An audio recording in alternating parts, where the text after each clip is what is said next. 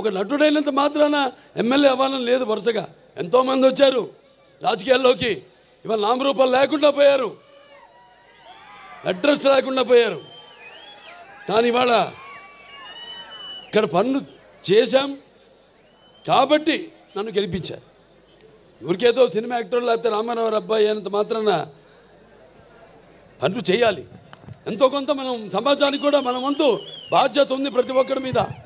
అందరూ కూడా మన వంతు మనం సంపాదించిందే కాదు, ప్రజలకి ఎంత మనం తిరిగి సమాజానికి ఇచ్చాం అన్నది చాలా ముఖ్యం. అప్పుడే మనం చరిత్రలో చిరస్థాయిగా నిలిచిపోవడం కోసం కాదు. ఎన్నో పాత్రలు చేశాను నేను, అద్భుతమైన పాత్రలు. నాన్నగారు కూడా చేయలేని పాత్రలు, చేయాలనుకున్నా చేయలేని పాత్రలు చేశాను. అందులో ముఖ్యంగా గౌతమిపుత్ర శాతకర్ణి సినిమా. ఆ సినిమా నాన్నగారు చేద్దామనుకున్నారు, కొన్ని అనివార్య కారణాల వల్ల చేయలేకపోయారు.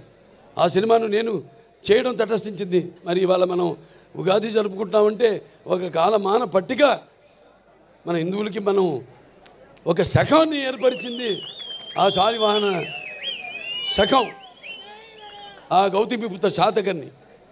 అలాగే సారే జహాं से हिच्चा, అలాగే సారే జహాं से अच्छा हिंदू सीता हमारा हम बुलबुल है इसके ये गुल सीता हमारा.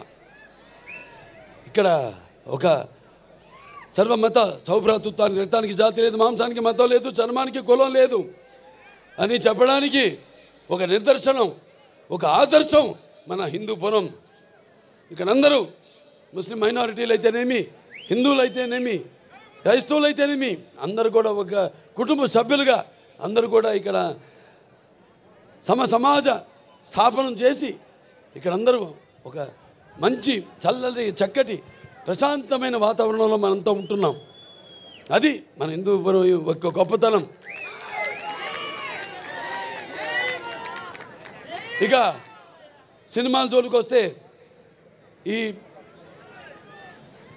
నా నట జీవితంలో ఎన్నో పాత్రలు చేశాను, మీకు చెప్పాను.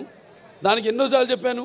నాకున్న జ్ఞాన సంపదలో బ్రాహ్మణుని, ఐశ్వర్యంలో వైశ్యుని, మంచిగా మాలని, మంచి ఎదురు తిరిగే మాదిగని, కష్టాన్ని నమ్ముకున్న కమ్మరిని, కొమ్మరిని, కంసాలిని, రజకుడిని, నాయ బ్రాహ్మణుని, కల్లుగీత కార్మికుడిని, కల్మషంలో అయితే యాదవుడిని, ఆపదలో ఆదుకునే వెలమని, వ్యక్తిత్వంలో రాజుని, అమ్మను మరిపించే కమ్మని, పౌరుషంలో రెట్టినని,